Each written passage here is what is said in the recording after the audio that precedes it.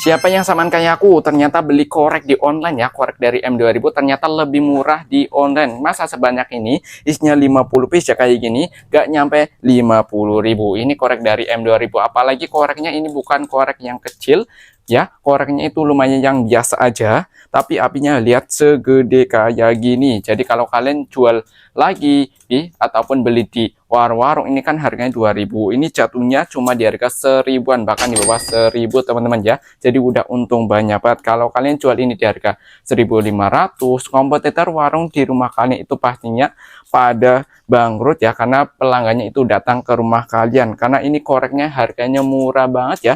Jadi buat kalian yang mau semangat juga, mumpung harganya lagi murah, harga promo, langsung aja kalian cok di keran yang di bawah. Jangan sampai kehabisan lagi korek dari M2000 cuy.